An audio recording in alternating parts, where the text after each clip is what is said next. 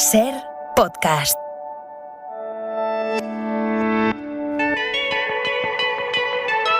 Y los dragones rugían al unísono.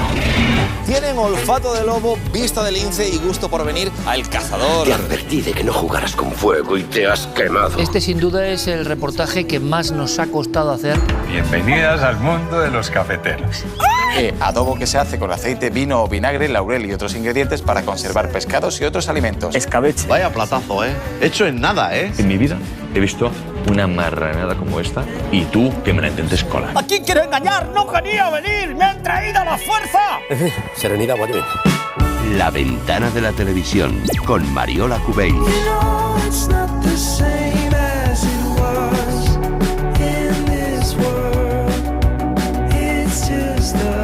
Abrimos la tercera hora de programa con Mariola Cubells, que está en Radio Valencia. Mariola, buenas tardes. Marta del Vado, buenas tardes. ¿Cómo estás? Muy bien. Te hacía yo de vacaciones. No te pierdes ni una, ¿eh? O sea, lo que te va la estoy marcha. aquí por usted. No, yo encantadísima. Aquí por usted.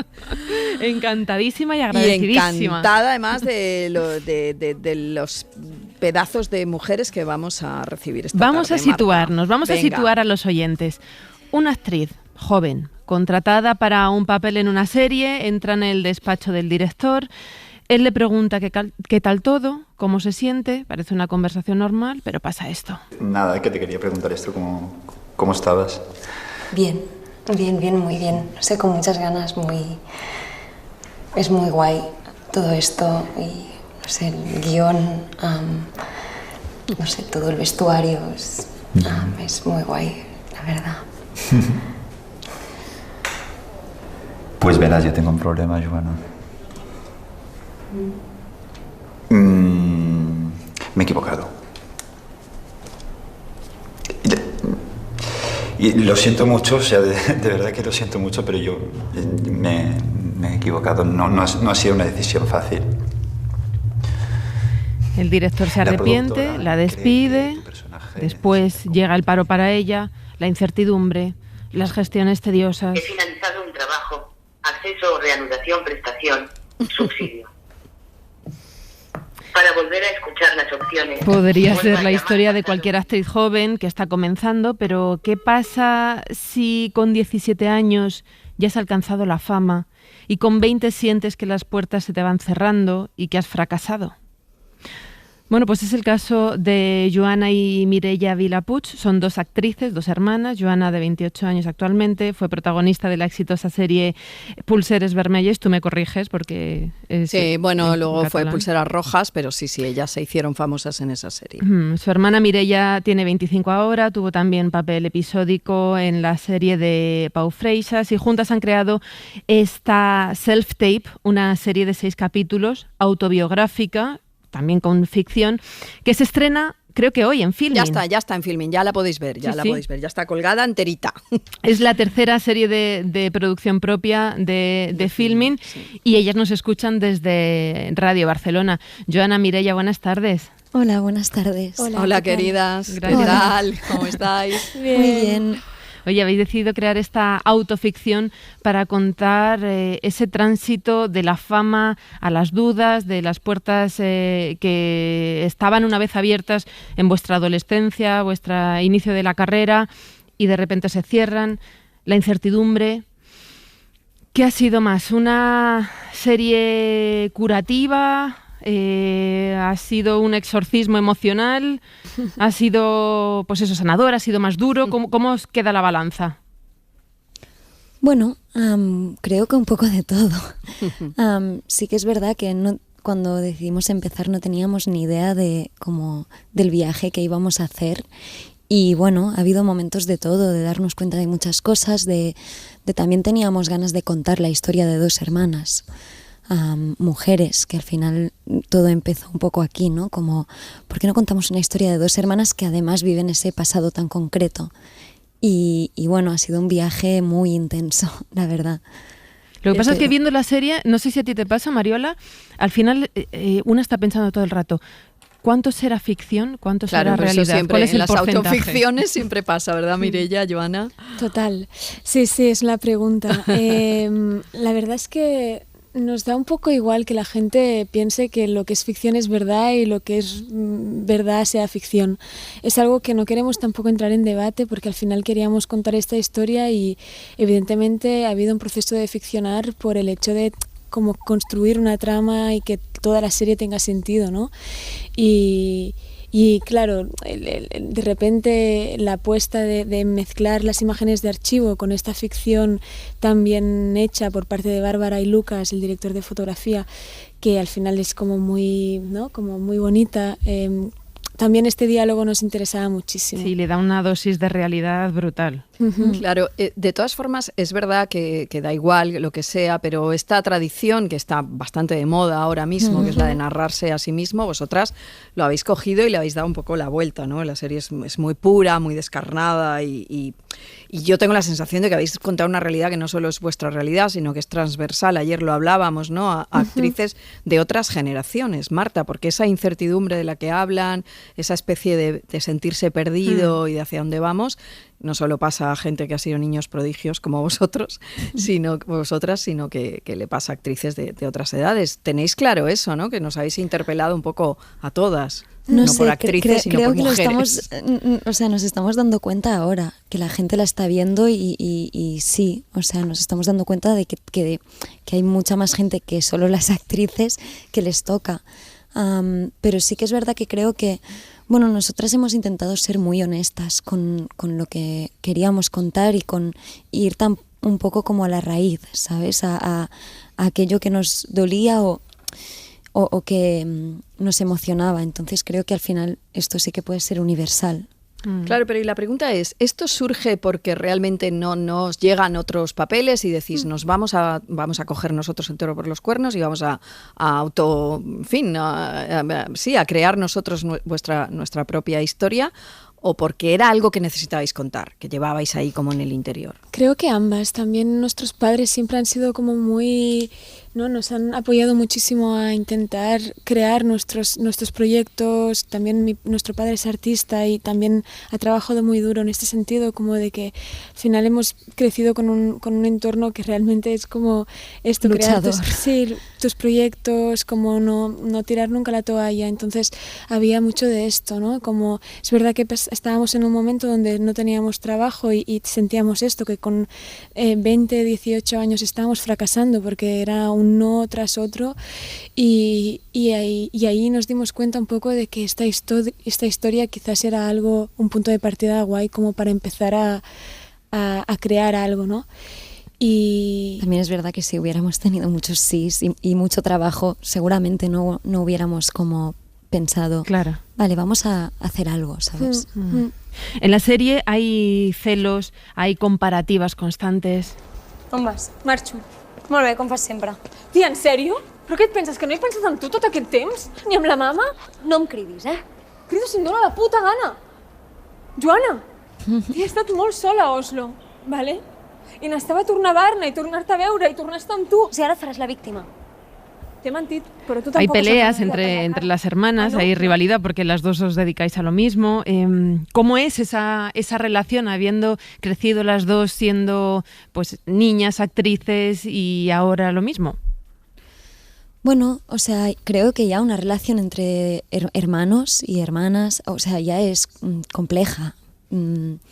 Y bueno, cuando las dos queremos hacer lo mismo y nos gusta más o menos lo mismo, pues bueno, allí también es verdad que somos parecidas, las dos somos morenas, de edades similares, entonces claro, pues sí, ha habido en momentos de nuestra vida pues comparaciones, de repente a una pues hacíamos casting para el mismo personaje y cogían a una, pues todo esto pues es una gestión de celos y a la vez también como de orgullo, porque es tu hermana, ¿sabes? Sí. Y estás feliz que la acojan y que la vida le vaya bien, pero a la vez tú también quieres, entonces bueno, es un mix de muchos sentimientos. Sí, habla también la serie un poco de lo peligroso que es encumbrar a niños muy jóvenes, ¿no? Y cómo se gestiona ese tránsito, que supongo que vosotros lo habéis pensado mucho, la serie lo cuenta bien, pero habéis reflexionado mucho sobre esa parte de vuestra vida, ¿no? Como actrices. Total, sí, sí. Y de hecho es una cosa que también, ahora que estamos también haciendo todas las entrevistas, nos estamos dando cuenta también, ¿no? Como que estamos hablando mucho de este tema. Y es verdad que Joana siempre lo dice, ¿no? Como con 18 años estábamos viendo situaciones a nivel de gestión, bueno, como profesionales, ¿no? que quizás no era el momento para vivirlas, ¿no? Y esto es una circunstancia que viene dada al hecho de empezar tan jóvenes y estar como en alfombras rojas cuando tenemos 10, 15, 13 años y esto no te das cuenta y pasa el tiempo y es ahí donde vas viendo que hay algo de tu infancia que no está colocado, que no lo tienes en un sitio como sano, ¿no? Por ejemplo, se habla mucho a lo largo de los 6 capítulos de la fuerte sexualitzación que tuvisteis de niñas y de adolescentes. Però tu has fet un petó a la peli i potser no havies fet un petó a la vida teva personal. Estàs encantada d'estar rodejada de tot de nois. Doncs perquè, clar, sent l'única noia en un grup de 6 nois, doncs... Per tant, va ser el teu primer petó a la boca davant de les càmeres. No sé si se m'ha... I què tal? T'ha agradat? Sí.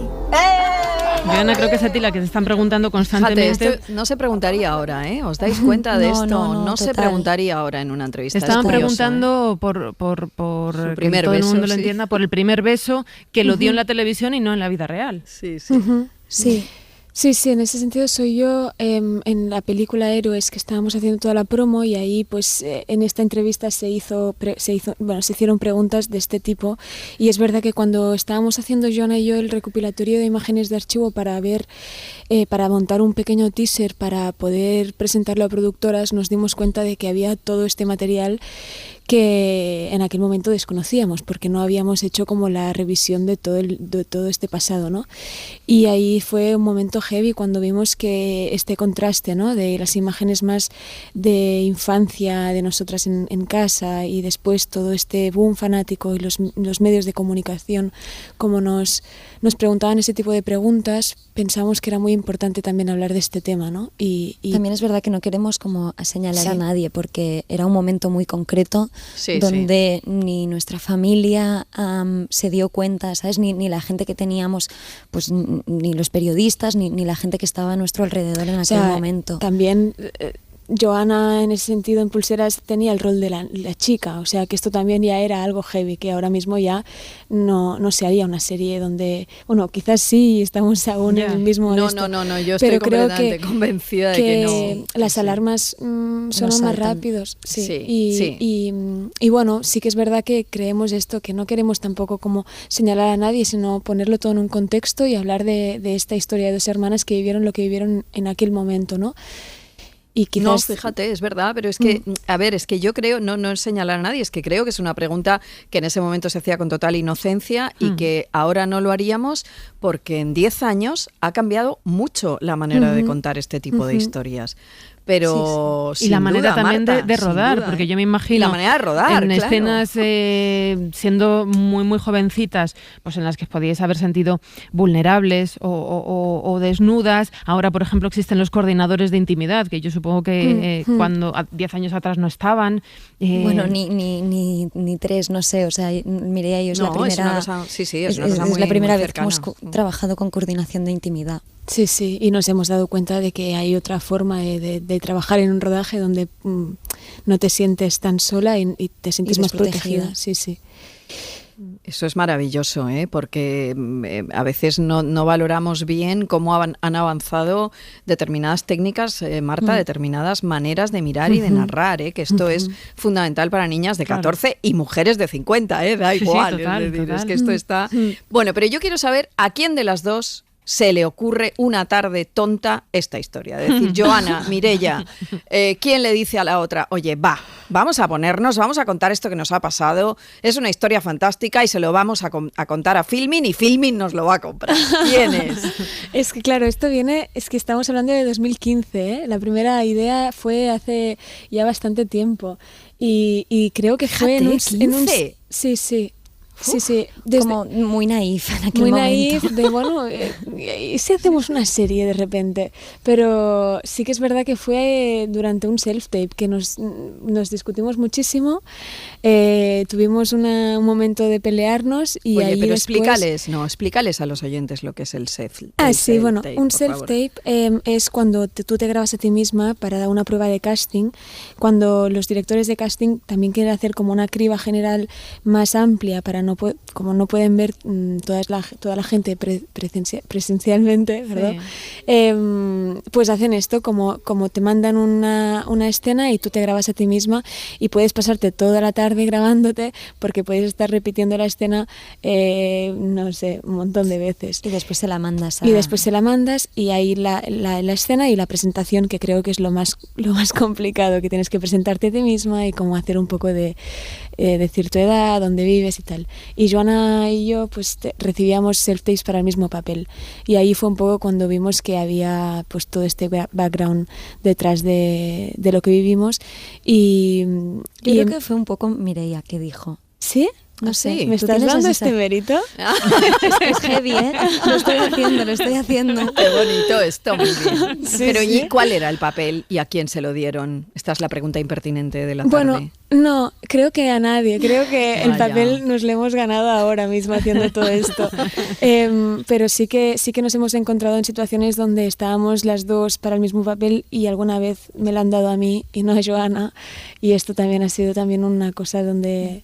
Sí, algo que lidiar. Sí. Pero también es verdad que fuimos primero a Filmax y ellos nos dijeron que que les encantaba el proyecto, que querían como intentar levantarlo y que fuera como parte de sus proyectos, y después nosotras teníamos clarísimo que queríamos ir a Filmin, era como el sitio para nosotras. ¿Por qué? Sí. Por el tipo de contenido que tienen, por lo que queríamos hacer, por cómo lo queríamos hacer. La libertad que libertad que nos daban en ese sentido. Y que también los referentes estaban como muy vinculados ahí, ¿no? a Filmin. Sí, una plataforma más catalana, más... Sí, pero como más nórdica también, un poco más europea. Y queríamos ir un poco hacia este tipo de formato de serie. Oye, ¿lo de Oslo es cierto? Esto sí que me interesa mucho. No, o sea, nunca habéis ido a Oslo. Porque en la serie, Mireia, tú acabas de volver de Oslo, de hacer una gran serie de éxito, digamos. Sí, que no creo que sea muy buena esta serie, también te digo. Sí. No, fuimos a Oslo a rodar solo por primera vez, estábamos muy... Es que queríamos, yo estuve viviendo en Berlín, esto sí, pero queríamos una ciudad que sea un poco más... más nórdica, más lejos de Barcelona, y que también el idioma fuera más complejo. Y Oslo... Pues estábamos viendo una serie que pasaba en Oslo en aquel momento y estábamos muy enganchadas y fue como, pues Oslo, ¿por qué no? Sí. Bueno, ¿y ahora qué, queridas? ¿Ahora estáis qué? Ahora estamos, no sé... gestionando todo esto también un poco, porque también se nos viene mucho, es la primera vez que hacemos algo tan íntimo y con una responsabilidad tan heavy a nivel de ser creadoras, productoras ejecutivas, actrices, y también tenemos que, quizás bajarlo un poco a la tierra, todo esto. Digerir un poco todo y pensar. Creo que también hemos hecho un buen tándem. Sí, lo que está claro es que vamos a seguir trabajando juntas y esto lo podemos ya confirmar. Pero a ver, pero sí que es verdad que Self-Tape también sirva para que nos abran puertas y nos llamen, que esto es algo que también, no sé, sería maravilloso que sirviera para seguir trabajando como actrices, que es lo que deseamos y lo que queremos, ¿no? Es el gran Self-Tape. Oye, y además, la directora es Bárbara Farré, que para los que no lo sepan es una genia, y el famosísimo videoclip de Rosalía está realizado por ella. Quiero decir que ella venía avalada por algo audiovisualmente muy potente, ¿no? Supongo que además tenía como un rol muy difícil en Self-Tape, porque al final no nos conocíamos y entraba como a dirigirnos a nosotras, a entrar, ¿sabes?, a contar una historia que es muy personal. Sí, vuestra historia, claro. Sí, y creo que, su mirada es perfecta y supo cómo situarse en un lugar perfecto, súper generoso, y no sé, la verdad es que ha hecho un trabajo increíble. ¿Qué es lo que más os ha costado y más os ha gustado de todo el proceso, desde la creación hasta el rodaje o ahora que está el estreno? ¿Qué ha sido lo más difícil? Bueno, lo más difícil... Poneros de acuerdo en el guión, por ejemplo. No... Bueno, sí, tú. El tiempo que teníamos era muy ajustado, entonces todo, hay un momento que parece que se precipita a una velocidad que a veces tienes que decir, un momento, tranqui, no pasa nada, ¿sabes? Tenemos tiempo. También es verdad que nunca habíamos trabajado con un equipo tan grande, donde, bueno, tienes que aprender a delegar, a liderar también. Bueno, no sé, creo que hemos aprendido muchas cosas que... Claro, es que es de la nada a ser showrunner, que hay gente que se tira toda una vida para hacerlo, querida. Claro, y eso también, total. Para mí ha sido lo más difícil, creo, la responsabilidad, ¿no? Supongo como de darte cuenta que estando, bueno, que todo lo que haces es político, ¿no? En realidad, y que estás haciendo una serie y que la gente lo verá en sus casas y que cada uno sacará sus conclusiones. Sus opiniones, sus conclusiones. Entonces, Joana y yo también somos muy responsables y a veces un poco demasiado, y como queremos que todo esté como muy acorde con lo que queremos, ser muy honestas, ser muy conscientes de por qué tomamos cada decisión. Total, y esto ha sido un poco lo más difícil, darnos cuenta de que detrás de todos estos proyectos, no sé si todos, porque hay algunos que no sé si bueno, pero sí que detrás de muchos proyectos hay esta responsabilidad y cada decisión cuenta, ¿no? ¿Y lo que más habéis disfrutado? Wow. Es que es muy guay poder estar de inicio a fin. ¿Sabes? Claro. Como es maravilloso esto. Verlo todo y construir como el castel, ¿sabes? Bueno, y además ayer me contaban, Marta, que lo van a ver la serie en plan con amigos, ¿no? En casa vais a verla. Sí, hoy, eso es muy bonito, ¿no? Vamos a hacer un poco de... Sí, también para con gente que no la ha visto todavía. Sí. Maratón de self-tape. Vamos a terminarla hoy, sí. Claro. Nos quedan los últimos. Sí.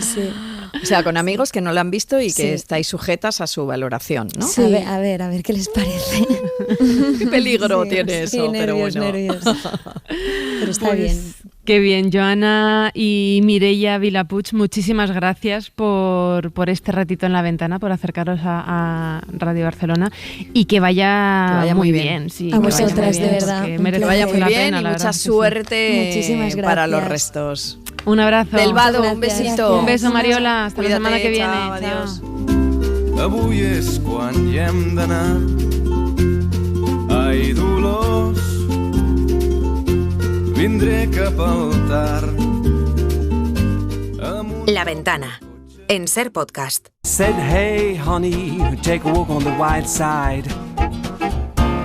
Van a ser las 7 menos 20, las 6 menos 20 en Canarias y abrimos la ventana al mundo hoy con el foco puesto en Latinoamérica y con la ayuda del escritor y periodista Renato Cisneros. Hola Renato, buenas tardes. ¿Cómo estás, Marta? Qué gusto de verte. Igualmente. Oye, la última vez que hablamos fue hace unos meses después del intento de golpe de Estado del expresidente Pedro Castillo.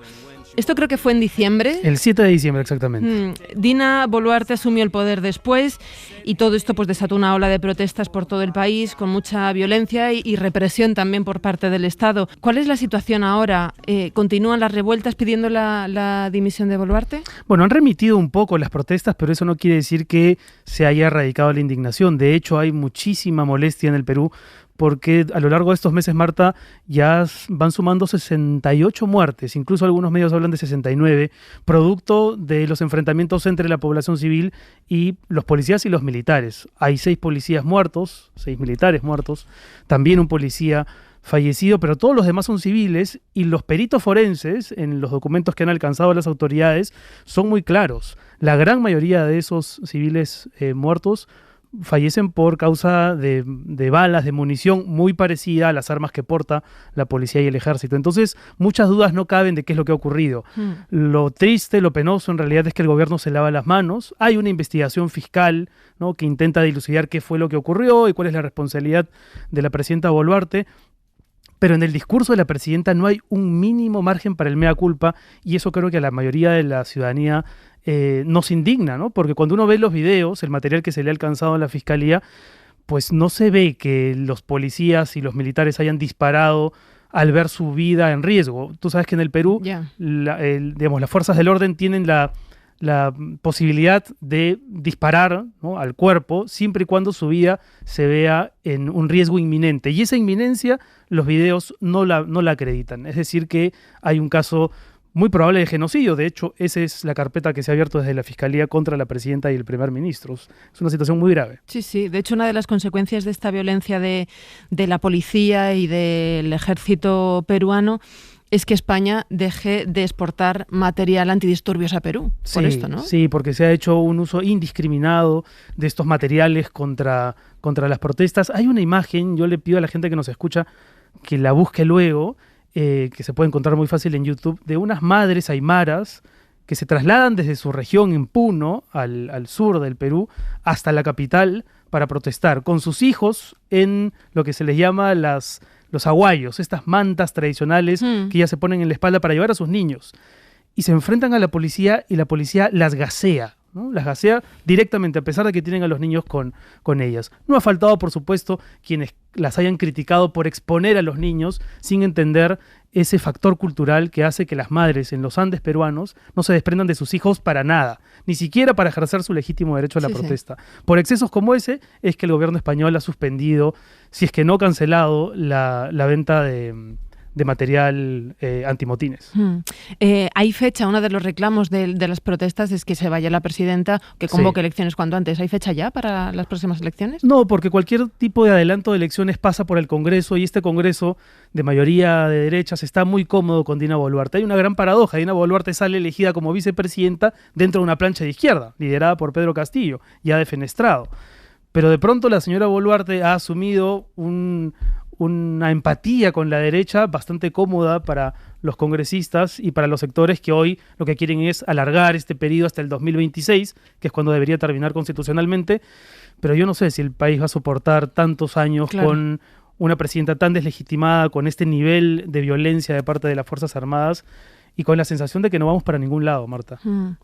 Otra de las consecuencias de los disturbios y de la represión es que el famoso Congreso de la Lengua que se ha celebrado esta semana pasada en Cádiz tenía que haberse celebrado en Arequipa. ¡Tenemos al primer rey cajonero! Este momento del rey Felipe VI tocando el cajón fue una de las escenas que dejó ese congreso, el cajón flamenco, que en realidad es de origen peruano. Así es. Muchos amigos españoles no me creen cuando yo les digo que el cajón flamenco, entre comillas, es peruano, y lo digo con todo respeto, por supuesto. El 23 de marzo de 1977, si las matemáticas no me traicionan, hace 46 años, Paco de Lucía en Lima va a una reunión en la Embajada de España y escucha a Chabuca Granda, la compositora, cantar unos valses acompañada de Caitro Soto, su maestro cajonero de toda la vida. Paco de Lucía ve esa escena, se enamora inmediatamente del instrumento, lo incorpora a sus presentaciones y desde entonces hasta el día de hoy es un instrumento absolutamente validado en España, tanto así que mucha gente piensa que es español. Pero en Cádiz hubo una bonita reivindicación del origen del cajón, con estampa monárquica y todo, ¿no? Ahí tocando el cajón. Así suena el cajón peruano. También hay que decir que el cajón llegó a Perú de África, ¿o no? A ver, y ahí me pones sin problemas. Pero claro, porque las primeras comunidades que tocan el cajón en Perú son las comunidades afroperuanas. O sea que de hecho hay una retroalimentación desde el África. Sí.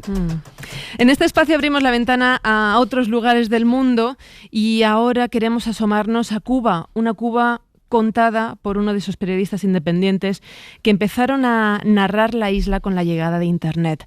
Forma parte de esta primera generación de periodistas cubanos que cuentan Cuba desde Cuba, de manera independiente desde el triunfo de la revolución, es decir, no trabajan ni para un medio oficial ni para los opositores de Miami. Nuestro invitado es fundador del medio digital El Estornudo y se llama Abraham Jiménez Enoa. Abraham, buenas tardes. Hola, Abraham. Hola, buenas tardes a Marta y a Renato, un placer estar acá con ustedes. Igualmente, nos hablas desde Radio Barcelona, donde estás viviendo tu exilio, a donde llegaste hace poco más de un año. Sí, llegué en enero, el 9 de enero exactamente, del año pasado, 2022. Fue donde pude aterrizar después de unos años convulsos por hacer periodismo en Cuba, sí. ¿Qué fue lo que detonó la necesidad de salir de la isla? Bueno, el gobierno me dio un ultimátum después de muchos años de persecución, de una brutal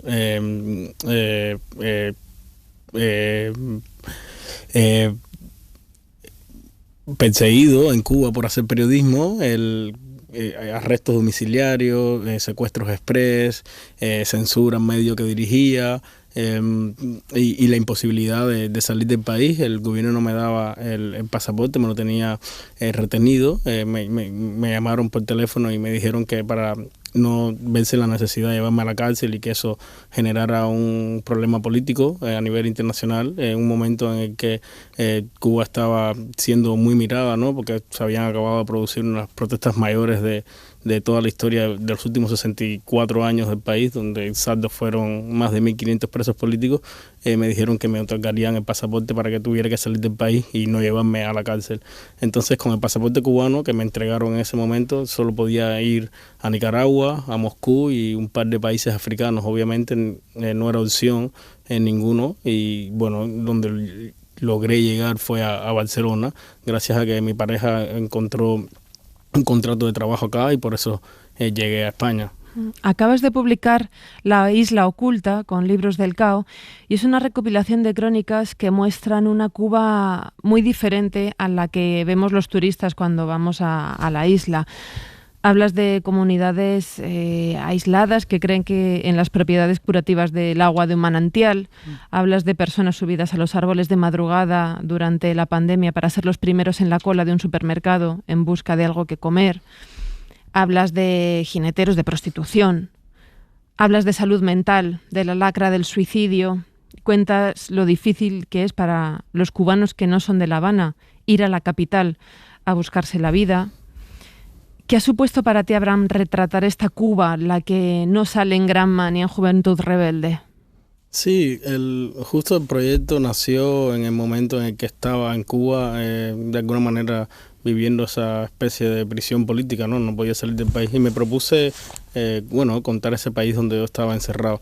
Pero yo no quería ser protagonista, no quería aparecer en las historias. Entonces mi idea fue como poner una cámara y grabar todo lo que acontecía durante todos esos años en Cuba, lo que ocurrió, digamos, desde 2016 hasta que pude salir. Al final terminé apareciendo yo, porque un poco lo que contaba, salí del país de esa manera forzosa, y los editores me pidieron que escribiera una especie de epílogo, que yo lo veo como una especie de making of, ¿no?, de esa película. Pero sí, eso supuso trabajar con todas esas historias, con toda esa Cuba subterránea que no está en los medios mainstream, que no aparece en la mayoría de los no solo de los medios oficiales, sino también de los medios extranjeros que van a Cuba, y tratan abordar a Cuba desde la música, desde los mojitos, de la playa Varadero y tal. Y esa era como mi propuesta, ¿no? Intentar contar la Cuba de los cubanos, ¿no? Y al final contar esa Cuba terminó suponiendo que está aquí sentado viviendo fuera de mi país. Ahora, Abraham, tú no solamente te enfrentas contra la dictadura castrista, sino también incluso con personajes de tu familia que son pro régimen. En alguna entrevista has contado una escena que a mí me parece desopilante de uno de las detenciones que sufres, y viene tu padre un poco a rescatarte, aun cuando él también, ¿no?, es un simpatizante de la propia dictadura a la que tú te has enfrentado. Sí, al final yo crecí dentro de una familia donde la mayoría son militantes comunistas. Hay que aclarar que el Partido Comunista es el único partido por ley autorizado en Cuba, el único partido en que se puede militar, y militares además. Entonces crecí en una familia totalmente apegada al régimen cubano, y además una familia donde mi abuelo, el señor que crió a mi padre, porque no era su padre biológico, exacto, fue escolta de Fidel Castro y de Ernesto Che Guevara. Entonces yo crecí en ese seno, y obviamente eso generó muchos enconos una vez que decidí hacer periodismo en Cuba. Y esa escena que comentas fue la primera detención que yo tuve, que me hicieron, y yo en el nerviosismo lo que acudo es lo que acuden, bueno, todas las personas, casi siempre, ¿no? Cuando están en este tipo de problemas. Claro. La llamada a su familia, a su padre, a su madre. Y llamé a mi padre, y mi padre, que en ese momento incluso todavía estaba activo, era teniente coronel del Ministerio del Interior.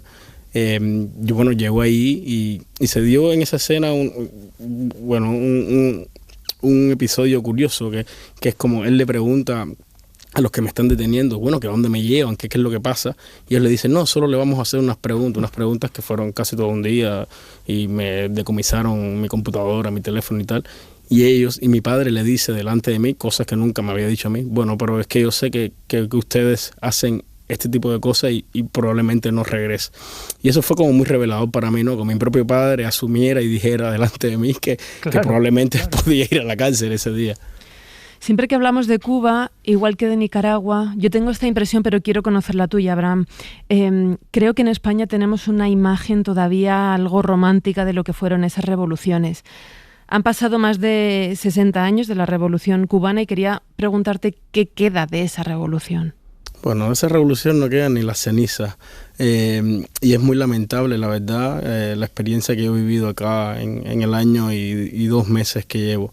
Hay un total desconocimiento de la realidad cubana y hay un total romanticismo basado en nada. Bueno, no en nada, yo entiendo dónde viene, ¿no? Porque lo que propuso en el 59 y los primeros años de la Revolución cubana fue algo obviamente muy importante no solo para Cuba y Latinoamérica, sino para el mundo entero, ¿no? A nivel de progreso, a nivel de sociedad. Pero eso se torció en el camino y eso ya no existe, y no existe hace mucho tiempo, y la gente piensa que eso todavía está en pie. Y yo entiendo, ¿no? que el derrumbe de la utopía cubana, el derrumbe de la ilusión de lo que fue ese país, signifique que ya no haya en qué fijarse, ¿no? Sí. Como que todo fracasó. Pero bueno, es así, lamentablemente. O sea, hablamos que cuando se habla de la medicina cubana, de la educación cubana, de los deportistas cubanos, estamos hablando de lugares comunes más bien caducos. Total, todo caducó, todo se fue por el caño. Si vas a los hospitales y prácticamente no hay médicos cubanos, porque la mayoría de los médicos están fuera del país. ¿Por qué? Porque los médicos cubanos son el primer renglón de la economía cubana, después del turismo, el segundo, que quiero decir, y el gobierno los tiene que exportar, que no está en la solidaridad médica que dice el gobierno cubano. Bueno, hay estudios incluso de la ONU que habla de trata de personas y de esclavitud moderna. En la educación igual, las escuelas se están cayendo, no hay profesores porque los salarios son paupérrimos, no hay condiciones, no hay libros y en el deporte igual, con esta política de que los deportistas cubanos que se van a jugar al exterior no pueden representar a las selecciones nacionales. Bueno, el país se ha quedado vacío y por eso vemos que en la propia selección, por ejemplo, de atletismo de España hay 2 o 3 cubanos, y así en balonmano, en fútbol, bueno, fútbol no, en montones de otros deportes, y entonces el país tampoco, de ser quintos en Barcelona 92, no recuerdo exactamente, pero es desastroso el último lugar de Tokio, algo así como 40 y tanto, pero wow. Es que en Beijing fueron el lugar 64. Entonces como todo se derrumbó en ese país, y para colmo también se derrumbó la alegría y la ilusión que había en el pueblo, ¿no? Ya tú vas ahí. Y lo que me han contado, pero ya cuando yo estaba ahí, que hace un año yo estaba ahí, es lo que impera en la gente es una tristeza, es un dolor, porque no tienen ni siquiera un plato de comida. Hoy tener un huevo es un lujo en un refrigerador de Cuba. Entonces, cuando no tienes ni un huevo, cuando no tienes medicina, cuando no tienes deporte, cuando no tienes ocio, y entonces además no puedes ni siquiera expresar lo que tú piensas, lo que estás viviendo es un suplicio, es totalmente, es un sistema oprobioso que lleva a las personas a prácticamente a reducirse a nada.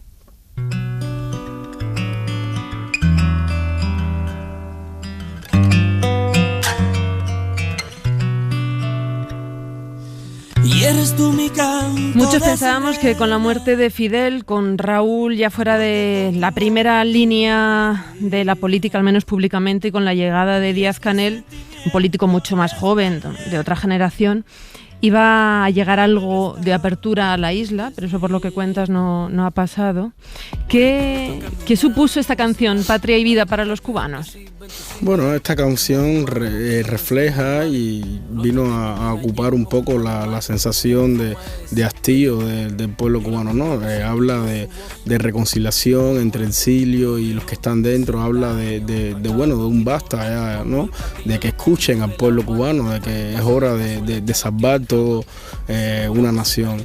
Y bueno, es una canción que obviamente molestó mucho al gobierno cubano y que además luego fue el himno de estas protestas que mencionaba, ¿no?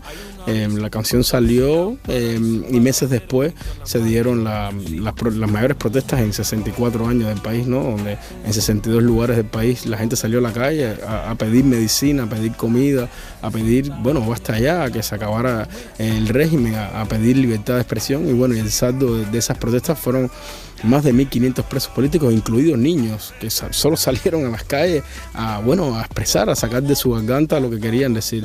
Y entonces es muy triste lo que ha venido después de esas protestas, después de esa canción, porque es una especie, el país está viviendo una especie de posguerra, como un enfrentamiento entre el gobierno y la sociedad, un enfrentamiento entre la ciudadanía y el régimen que no quiere dar su brazo a torcer. Y es un país que está totalmente devastado, con un país que está en fuga. El año pasado se rompió el récord histórico de éxodo masivo del país. Solo a Estados Unidos llegaron cerca de 200.000 personas, sí, y el récord anterior era de 120.000. Sí, sí. Bueno, y eso cuenta a las personas que llegaron con vida, no cuenta a los que murieron en el mar, los que se los tragaron los tiburones, los que perdieron la vida cruzando el Darién y los que se han ido a otros lugares. Eso solo cuenta los que entraron por Estados Unidos. Pero no cuentan los que se fueron a Sudamérica, no cuentan los que llegaron a Europa. Entonces debe ser una cifra espeluznante, la verdad. Tú vienes a España el año pasado con 33 años. Es la primera vez en tu vida que sales de Cuba y cuentas, te he leído en alguna crónica, que es como viajar a otro planeta directamente. ¿Cómo ha sido este año de adaptación para ti? Sí, ha sido una consternación, ¿no? Porque por todo lo que habíamos hablado, el gobierno me tenía encerrado en la isla y yo no había tenido la posibilidad de ver otra realidad, ¿no? A mis 33 años fue que pude ver otra cosa que no fuera Cuba, y fue muy abrupto, ¿no? Cuando llegué, además en las condiciones de salud mental en las que llegué aquí, ¿no? Pero más allá de eso, la sensación es esa, ¿no? De haber llegado como a otra galaxia, ¿no?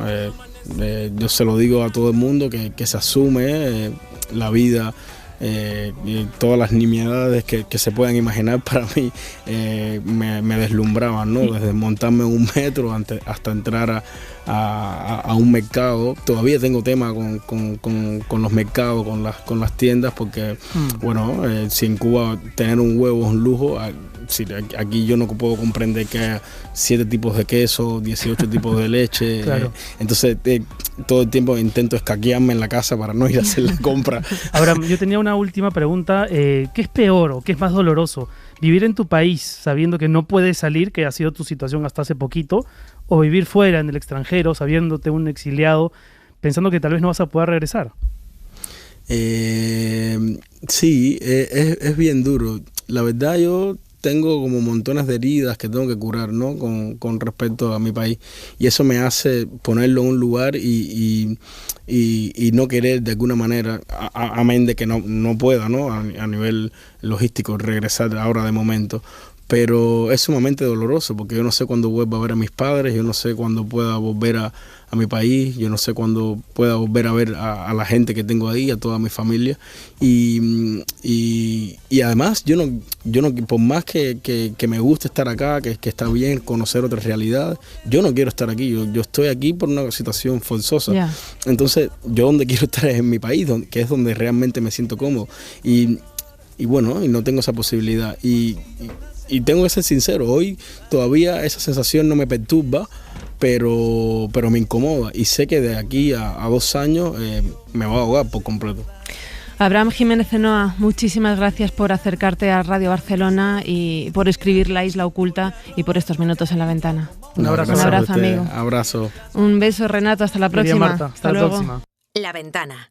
en Ser Podcast. Abrimos la cuarta y última hora de programa con Pilar de Francisco. Pilar, buenas tardes. Buenas tardes. Y Edgarita, hola. Hola, muy buenas tardes. ¿No os habéis querido perder la sintonía del Faro? Nunca.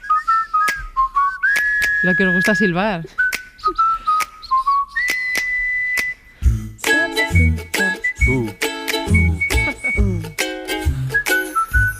Julia Molina, buenas tardes. Hola, ¿qué tal? Buenas tardes. ¿Cómo estás? Muy bien, los voy a contratar, para que hagan los coros durante la semana. Y eso que están tímidos, Si les das 2 minutos más. Pilar Silva, yo hago el tú. Claro. Nos complementamos. Y muy bien, además. Pues nada. ¿Qué tenemos esta noche? Hoy tenemos el Faro Pasillo, que es un espacio que da más de sí de lo que parece. Por ejemplo, aquí en la radio, por los pasillos, te puedes encontrar. Yo, el primer día que entré, me encontré a Iñaki Gabilondo. Claro, te iba a decir, para bien o para mal. Te puedes encontrar a gente para bien o para mal. Claro, pero yo me encontré el primer día a Iñaki Gabilondo y dije, Iñaki es para bien. Pues ya lo he hecho todo, ya me puedo ir de aquí, ¿no? Si ya he visto a Iñaki el primer día. Pero bueno, hay pasillos en las oficinas, en el hospital, en el colegio.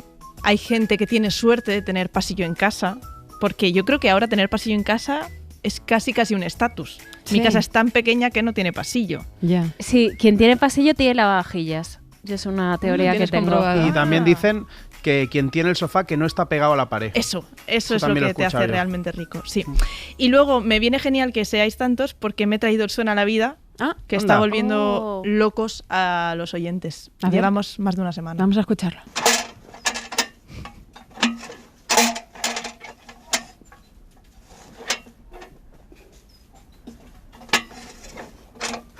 O sea, lo peor de esto es que la pista que hemos dado hasta ahora es que era de metal. Claro, es una tapa de metal y están metiendo algo dentro. Pues nos acaba de mandar un mensaje la persona que nos lo envió y ha dicho, es que os estáis equivocando, es pura chapa.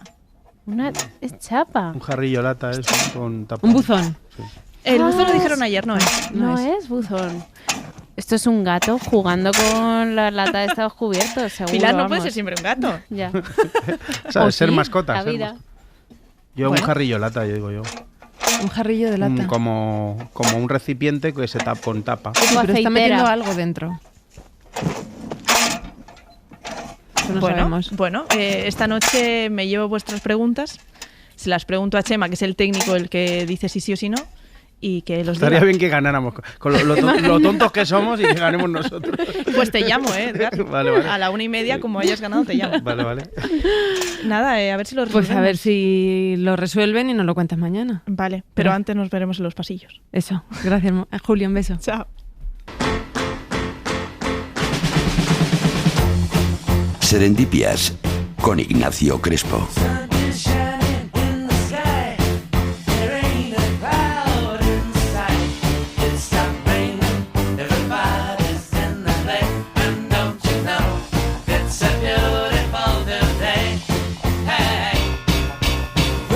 Es hora de hablar de divulgación científica en la SER con Ignacio Crespo. Ignacio, buenas tardes. Buenas tardes. ¿Cómo ¿Qué tal? estás? Muy bien, con ganas de contar cosas. Qué bien, pues tú dirás, ¿por dónde empezamos? He traído un tema que igual está muy manido, ¿no? Pero vamos a hablar de dinosaurios. ¿De dinosaurios? De dinosaurios, ¿Again? sí. A ver, es que tiene su truco. tú que eres el especialista, ¿puedes ser un poquito más específico de dinosaurios? ¿Qué? Bueno, ¿De qué tipo? Especialista en dinosaurios todavía no, especialista en divulgación podemos discutirlo, pero vamos a hablar de dinosaurios que se drogan. Ahora es cuando ya empieza a tener algo de interés. Porque, claro, Dime qué fue tu TFG, por favor. ojalá. Lo cambiaría todo por hacerlo de eso. Me cambiaría de carrera. En vez de medicina me meto en biología solo por un TFG de esto. Pero no. Es una de las posibles explicaciones que en un momento dado se barajaron para hablar de la extinción de los dinosaurios, que se hubieran drogado todos. ¿Todos? Todos. ¿Y el asteroide dónde queda? Bueno, el asteroide ahora sabemos que es la explicación correcta, pero en su momento, que tenían dudas, surgió la idea de que tal vez todos los dinosaurios eran unos yonkis y, bueno, pues habían muerto a la vez. Y que el único que quedó vivo, el que vio un asteroide. Y lo que pasa es que iba puestísimo y vio un asteroide gigante, ¿no? Lo vieron por eso, ¿no? El asteroide fue la consecuencia. Vale. No, pero bueno, pues se planteaba un poco esa idea. Y puede parecer extraño, dices, a ver, ¿de dónde sacaron tanta droga los dinosaurios? En aquel entonces no se conseguía de la misma manera que ahora, eso lo sabemos. Y lo que sí que podemos es reflexionar sobre lugares en los que en la naturaleza se encuentra, incluso a día de hoy, sustancias relacionadas con el mundo de las drogas. Porque a fin de cuentas, si hablamos de marihuana, cocaína, peyote, incluso la bufotoxina de esta gente que lamía sapos, son cosas que salen del medio natural. Sí.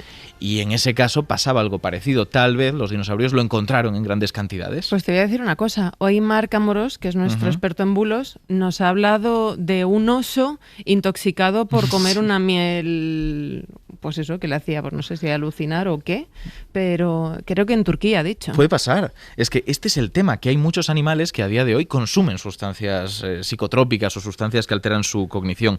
Por ejemplo, en este caso no conozco la historia, así que no sé qué es lo que ocurrió, pero sí que puedo decir que hay animales que consumen miel fermentada, que como eso es azúcar puro, acaba convirtiéndose en alcohol. Igual que se puede hacer hidromiel, pues al final son animales que se emborrachan y la lían. Pero en este caso fueron un poco más allá, porque dices, ¿cómo puede ser que tantos dinosaurios a la vez acabaran drogados?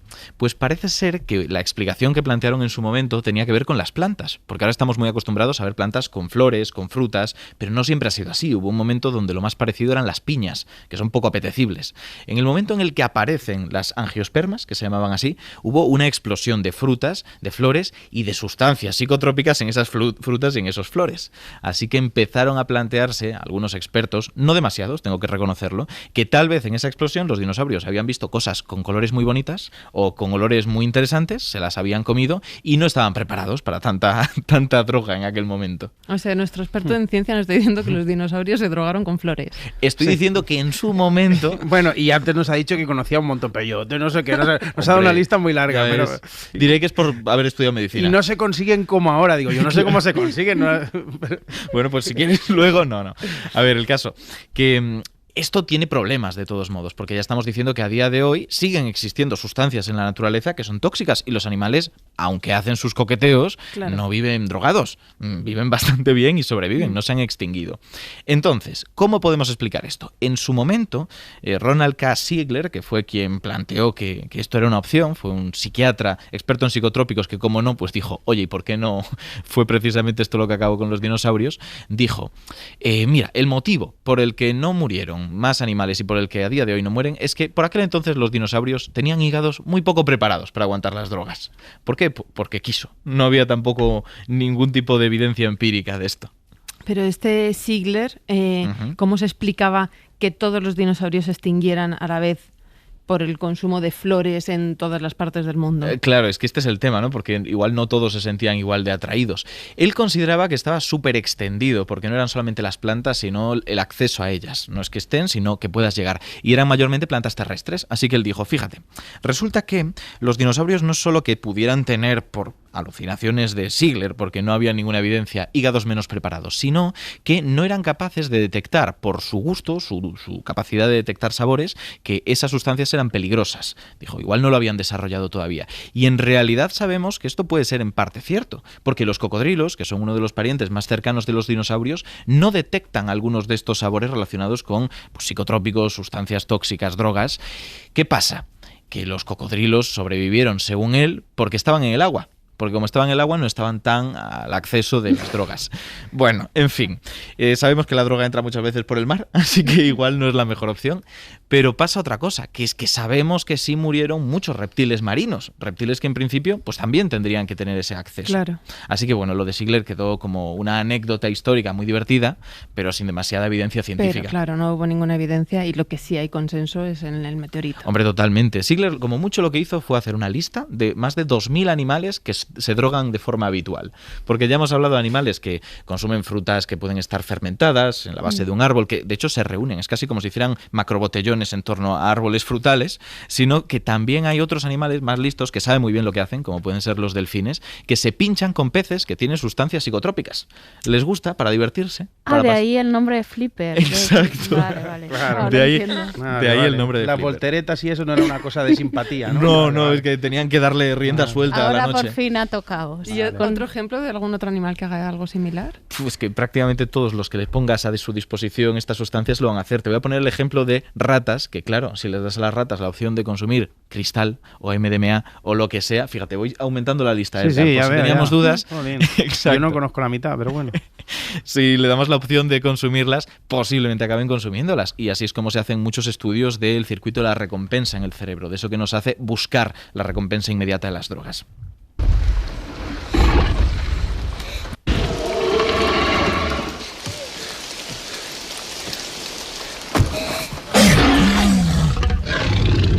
Aparte del meteorito, ¿qué otras cosas o qué otras teorías se han desarrollado sobre la extinción de los dinosaurios? Hubo muchísimas. Esta, la de las drogas, es la más loca, pero no es la única extraña. Hay otra que a mí me llama mucho la atención y que tiene que ver con la idea de que tal vez los dinosaurios murieron por estériles. Todos. Se quedaron sin la opción de reproducirse porque se creía en su momento que los dinosaurios eran de sangre fría, que no podían regular su temperatura, como los reptiles a día de hoy. Y el aumento de la temperatura del medio, del entorno, pudo hacer que sus testículos superaran la temperatura a la cual pueden producir espermatozoides fértiles. Esto es algo que todos deberíamos entender de forma intuitiva porque es el motivo por el cual los testículos están fuera del cuerpo, para poder termorregularlos y que si sube la temperatura corporal, pues no te quedes sin la posibilidad de tener descendencia. En el caso de los dinosaurios, en teoría, que sepamos, los testículos eran internos, si eran de sangre fría y aumentaron las temperaturas y tenían un volumen tan grande a refrigerar, pues oye, es posible que se hubieran quedado estériles. ¿Qué ocurre? Que ahora sabemos que los dinosaurios eran de sangre caliente, con lo que esto se descarta por completo. ¿Y esto cómo se sabe que eran de sangre caliente? Claro, esto es una buena pregunta porque dices, de los dinosaurios tenemos huesos y poco más, pero pasa algo, que tenemos la roca que hay alrededor de esos huesos y en los animales de sangre caliente, para podernos termorregular, nosotros los mamíferos, las aves, liberamos determinadas sustancias que nos ayudan a controlar esa temperatura, sustancias por nuestro cuerpo. Cuando morimos, en el sustrato que nos rodea, parte de esas sustancias hacen cambios, hacen alteraciones que quedan, en cierto modo, y si tenemos suerte, plasmadas en la roca que se fosiliza. Así que hace poco, el año pasado, un grupo de científicos estudiaron esa roca que hay alrededor de los huesos y encontraron indicios de sustancias relacionadas con la termorregulación, con lo que, bueno, pues de alguna manera los dinosaurios estaban controlando su temperatura. Y no, yo lo que estoy viendo aquí con el tema de los dinosaurios es que se tiran muchos triples. ¿Verdad que sí? O sea, no puede ser que de repente... el año pasado ya descubrieron esto, pero el otro estaba diciendo Sí. antes que sí... O sea, que no tenemos ni idea por dónde tirar, ¿no? O sea, hay demasiadas versiones. Pero por suerte ahora ya nos quedamos con la del meteorito. Vale, Sí. el asteroide es la buena. Eso es, el asteroide es la buena. Estamos hablando de un asteroide de unos 10 kilómetros de diámetro, más o menos, es un buen asteroide, o sea, da para estar tranquilo y estar unos días ahí explorándolo. El caso, ¿cómo sabemos esto? Bueno, conocemos incluso el cráter donde impactó, el cráter de Chicxulub, que tiene unos 180 kilómetros de diámetro, una barbaridad. ¿Y por qué sabemos que fue este y fue en ese momento? Esto es algo curiosísimo, porque se sabe desde hace bastante tiempo. Resulta que si empiezas a cavar, da igual el lugar de la Tierra en el que caves, te vas a encontrar una finísima capa que está en un lugar que normalmente consideramos que se depositó hace 66 millones de años, y esto, repito, pasa en todo el planeta, y esa fina capa tiene una alta concentración de un elemento llamado iridio. El iridio apenas está presente en la Tierra. Tiene que haber llegado de otro lado. Así que se sospecha que ese elemento vino en una colisión de un asteroide que golpeó la Tierra, elevó una grandísima nube con contenido de iridio que se depositó, pues como el polvo en la casa, poco a poco por toda la Tierra. Y de ahí sacamos la conclusión de que hubo un impacto bastante descomunal que posiblemente tuvo que ver con la muerte de los dinosaurios. A mí me gusta más lo otro. ¿Te gusta? Sí, Tiene la más otra chicha. versión, la de... Está currada esta también, Sí. ¿eh? También. No es por llevarles la contraria, ¿no?, a los paleontólogos. sí. Esto es lo que desató el megaterremoto. En cierto modo tuvo que ver porque es verdad que el meteorito no fue todo. Sabemos que el impacto directo apenas acabó con la vida en la Tierra, pero después del impacto vino esa nube de la que estamos hablando. Una gran nube que bloqueó el sol, que impidió que llegara la luz a las plantas, murieron muchas plantas, murieron muchos herbívoros, murieron muchos carnívoros. La cadena trófica. Pero, por otro lado, está lo que dices, que se sabe que en una época bastante reciente, se sospecha que muy poquito después del impacto, y puede que relacionado con él, hubo un terremoto descomunal. Un terremoto enorme, de los más grandes de la historia, y que posiblemente tuvo mucho que ver con la muerte tanto de animales terrestres como de animales acuáticos. Oye, esto es casi una labor detectivesca, ¿no? Sí, claro, Lo porque... que hacéis los científicos. Bueno, lo que hacen ellos, ¿no?, que son los que investigan. Yo vengo y os lo cuento. Pero fíjate, esto del terremoto fue de nuevo sacando muchas conclusiones, porque dicen, vale, hubo un terremoto, ¿pero por qué? Porque a unos 3.000 kilómetros del cráter, que fíjate si tuvieron que buscar, 3.000 kilómetros no es poco, a 2 kilómetros de profundidad bajo el agua estaba pues, el fondo marino, y 10 metros después de eso, o sea, aún tuvieron que cavar un poquito más, encontraron que había estructuras geológicas plegadas, como si se hubieran arrugado, como si hubieras cogido dos lasañas y las hubieras empujado una contra otra. Bueno, pues eso hizo, por cálculo, sospechar que el terremoto había llegado a una fuerza brutal, a unos 1023 julios, que eso es 50.000 veces más energía de la que se liberó durante el terremoto de Sumatra de 2004, que fue una barbaridad. Por eso llegaron más o menos a la conclusión, pero no se queda ahí, supieron también cuánto había durado el terremoto. El terremoto no fue cosa de un segundo, porque cuando se deforman estas estructuras geológicas, a veces la roca cambia, y podemos saber, en función de la profundidad a la que se encuentran esos cambios geológicos, cuánto tiempo duraron esos efectos, cuánto tiempo estuvieron los terremotos. En este caso se calcula que pudo ir de semanas a meses el terremoto, muy largo. O sea, nos has contado Extinción de los dinosaurios por Guy Ritchie con drogas y esta versión ¿verdad? Bayona, versión Exacto. Lo imposible, que es la verdadera. Pero te ¿no? sigue gustando más la de las drogas. Guy Ritchie. Vale, Ignacio por lo que Crespo, nos sea. tenemos que ir. Muchísimas gracias. Nada, a vosotros. Cosas que necesitas saber antes de acabar el día.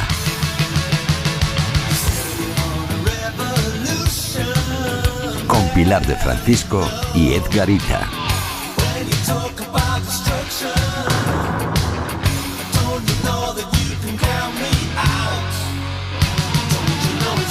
¿Empezamos a cerrar la ventana de este martes? Sí. ¿De vuestras manos? De nuestras manos, ya sabes, Marta, que esta es la sección que sirve para hablar de la cara B de la actualidad, que se dice. Sí. Lo que no se cuenta en los informativos, The Dark Side of the lo News. que no aparece en los Dark medios. Side, sí, lo que es la deep web de la radio. Bueno, aquí hablamos de lo que mañana se hablará en los sitios importantes, y no me refiero a las bolsas mundiales, me refiero a las terracitas, claro, los sitios importantes. Los verdaderos ágoras. Estáis muy ambiciosos. Sí, no es para menos, porque esto es cosas que necesitas saber antes de acabar el día.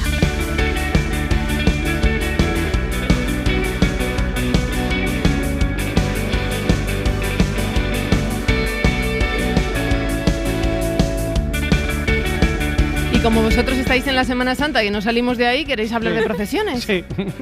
Sí, bueno, y no es que seamos creyentes, o bueno, sí, yo soy creyente de YouTube, porque YouTube está en todas partes y el algoritmo me escucha siempre y sabe lo que necesito, conoce mi libre albedrío.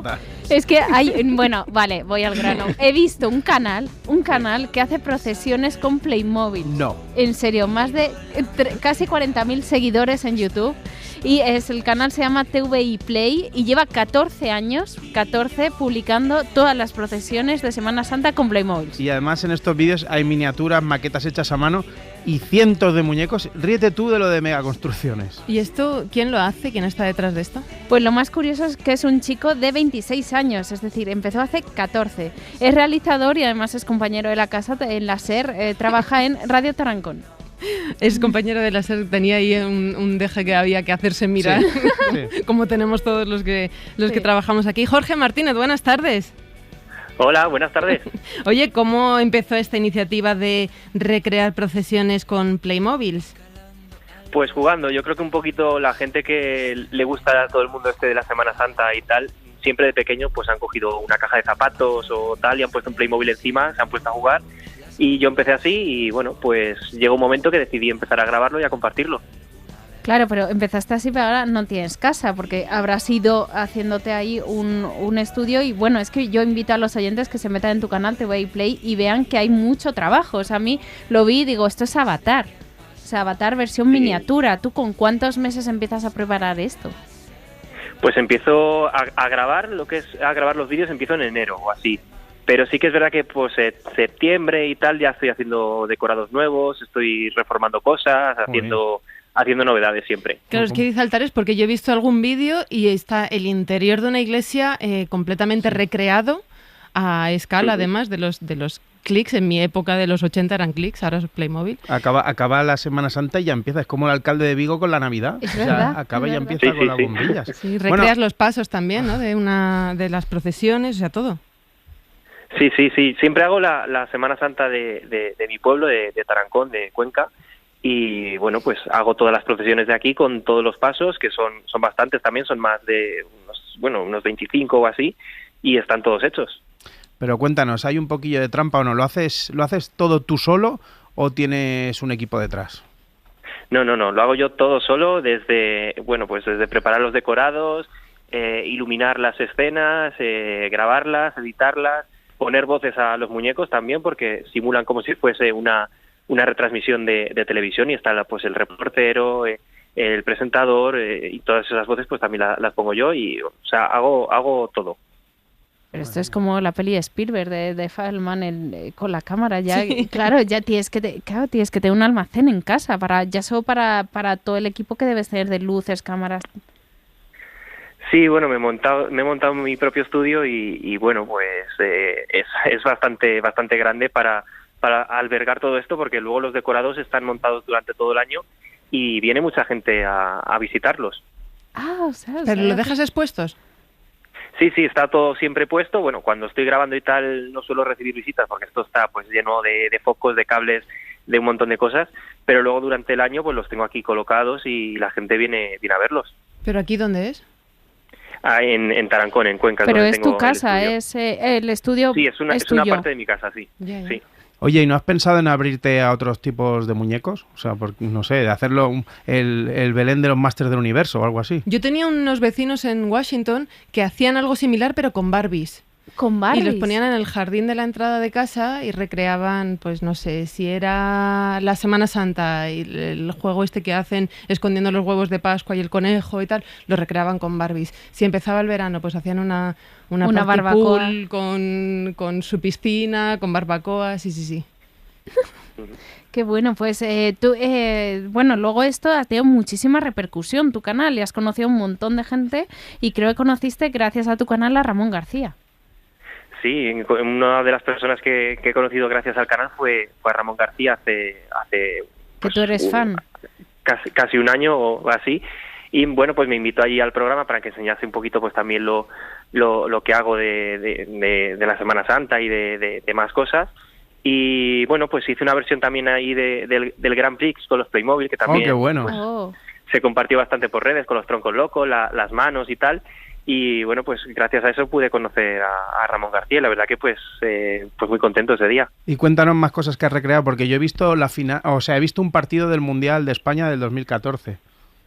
Sí, también normalmente cuando hay mundiales o Eurocopas y tal, pues suelo hacer los vídeos. Hice también hace años un vídeo de San Fermín que también se hizo bastante viral, sin ni siquiera haber ido ya a los Sanfermines, pero bueno. Y luego pues hago las fiestas también de aquí de mi pueblo, algunos programas de televisión también, y cabalgatas de Reyes.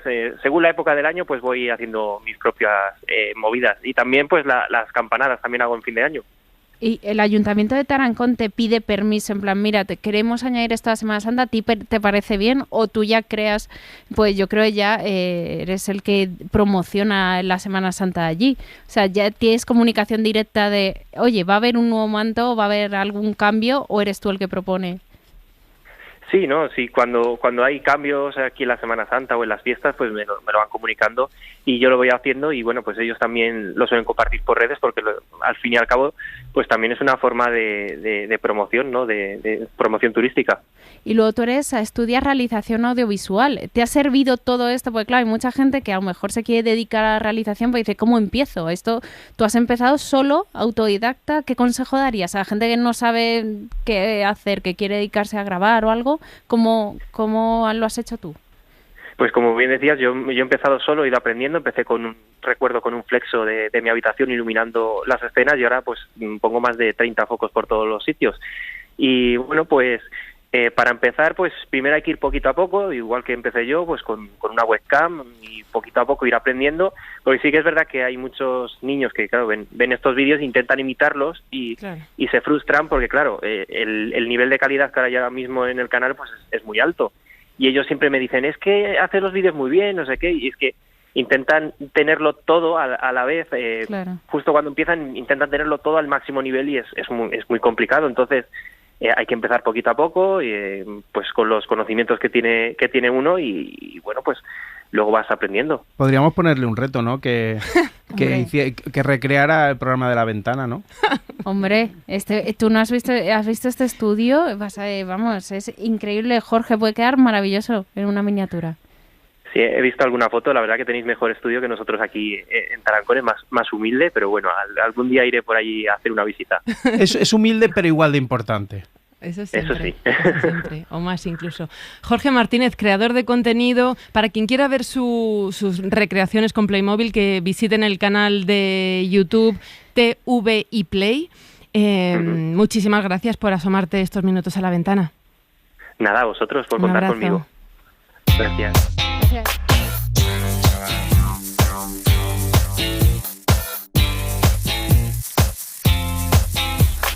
I can't help but myself. I'm addicted to a life of material. It's some kind of joke. I'm obsessively opposed to the typical. All we care about is runway models, Cadillacs and liquor bottles. Give me something I wanna be. Retro glamour, Hollywood, yes, we live for the fame. Doing it for the fame, 'cause we wanna live the life of the rich and A ver, que me habéis dicho que estáis empezando a coleccionar cosas nuevas. Sí. ¿De qué se trata? Sí, bueno, yo colecciono camisetas, ya lo sabes, que al final me cansé de coleccionar las que compraba, me gastaba mucho dinero, me hice mi propia firma. Mensajeta.com, podéis buscarlo en redes. Los comerciales me van a decir, Edgar, otra vez estás diciendo tu marca. Los cómicos no lloran, los cómicos facturan. Eso es, y que no me salpique. Hoy llevas una de Emilio Aragón. Sí, llevo una que es de, bueno, no es de Emilio Aragón, es de Nacho. Es de Nacho, Es de médico de familia. Médico de familia, y debajo pone Sanidad Pública. Sanidad Pública, muy chula. Y porque en Mensajeta reivindicamos a nuestra manera, ¿vale? Y eso también podéis encontrar la Mensajeta con J, mensajeta.com. Y ya está, ya paro, pero sí, yo me hago las camisetas a la carta, como te digo.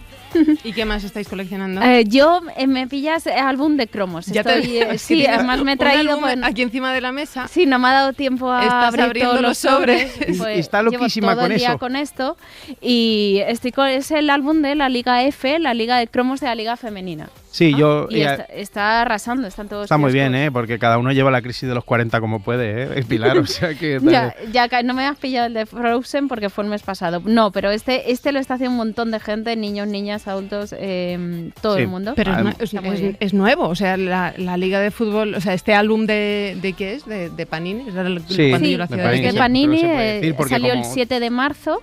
Se vende en todos los kioscos. Y es la primera vez que se hace el álbum de cromos de la Liga Femenina. Eso es, era algo muy reivindicado. Ya hace en el 2018, si os acordáis, se hizo viral una madre de Badajoz en Twitter, María Vázquez, que le hizo el álbum de cromos, como no había de la Liga Femenina, se lo hizo ella a mano a sus hijas. Diseñó todos los cromos y se lo hizo a sus hijas.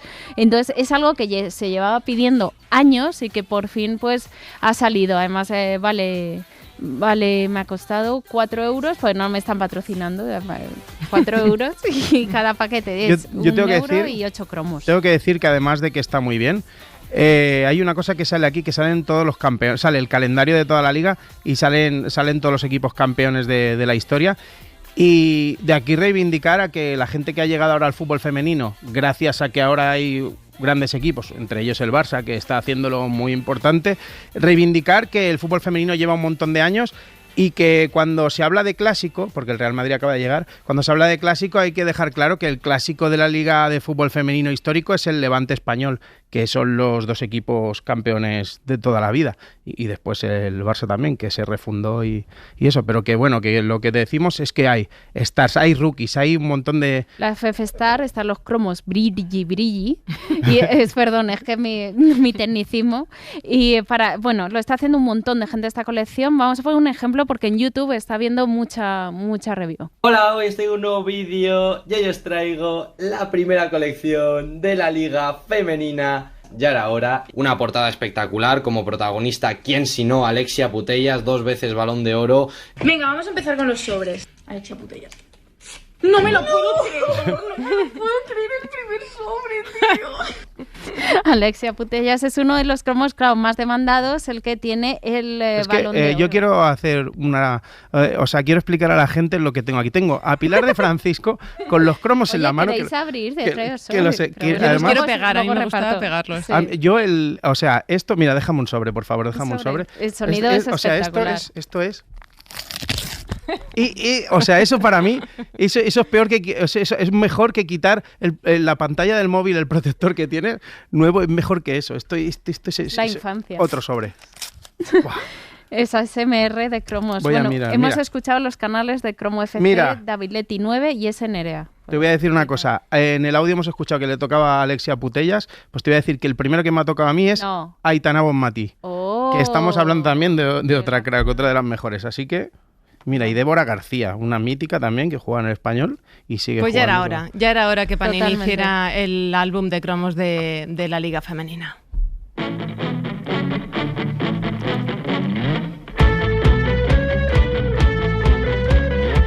Para siempre tuvo claro que le fascinaba a Don Omar. Yana, sin embargo, no tenía claro a quién idolatrar. Veo que queréis terminar con recomendaciones de películas de Semana Santa. Ya volvemos a la Semana Santa. No salimos de las procesiones de Benur, siempre decimos, de la Pasión de Cristo. Queremos hacer una sección totalmente diferente a todo el mundo. Vamos a inventar la radio. Semana Santa, venga. Viene en la actualidad y hace hola. Bueno, no hace falta reivindicar las de siempre, las de los 10 mandamientos, Benur, estas nos las vamos a tragar sí o sí. Hemos buscado alternativas más de este siglo XXI. Lo que vería Rosalía después de comer, lo que se pondría Ibai entre grabación y grabación de vídeos. O Shakira también entre canción y canción dedicada a su ex. A ver, ¿qué recomendáis? Pues una pista, ¿vale? ¿Recuerdas este clásico de la Semana Santa?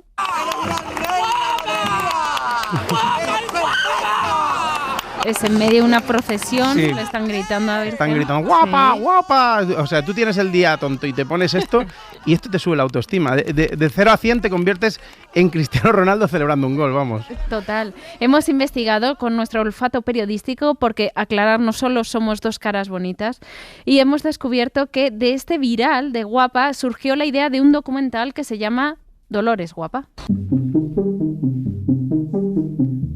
Y tenía un añito y pico. Cuando vi aparecer al Cristo, el corazón se le iba a salir.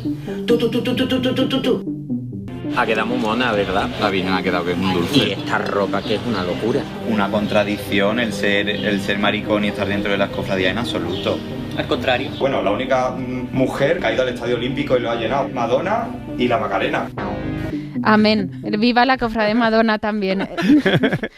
Dolores Guapa es un documental que se puede ver en Filmin y denuncia la homofobia y la discriminación que viven algunas personas LGTBI en las cofradías. Está muy bien. Y otra recomendación es la comedia Mi querida Crowdfunding,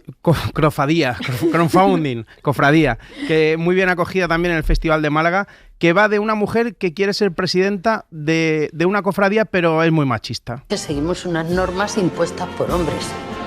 Estas normas van a cambiar. ¿Una mujer presidenta de una hermandad? ¿Eso cuándo se ha visto, mujer? Aquí el que decide soy yo. ¿Pero tú qué te has creído? Por mucha experiencia que tú tengas, tú eres una mujer y yo soy un hombre. Será el amor. Este se va a cagar.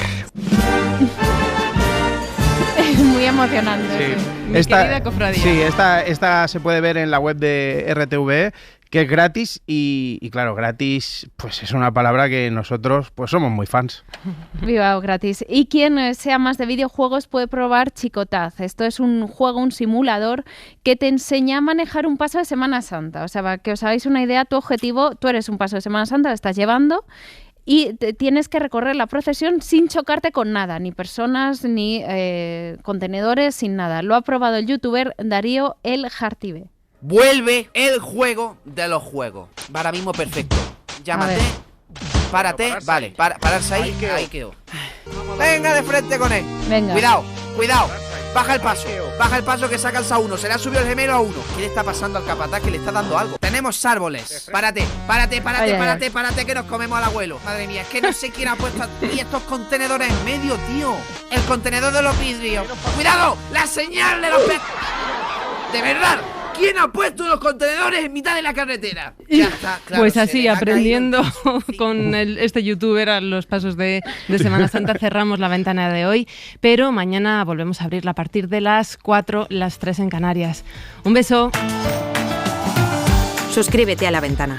Todos los episodios y contenidos adicionales en la app de Cadena SER y en nuestros canales de Apple Podcast, Spotify, iVoox, Google Podcast y YouTube. Escúchanos en directo en la SER de lunes a viernes a las 4 de la tarde. Cadena SER. La radio.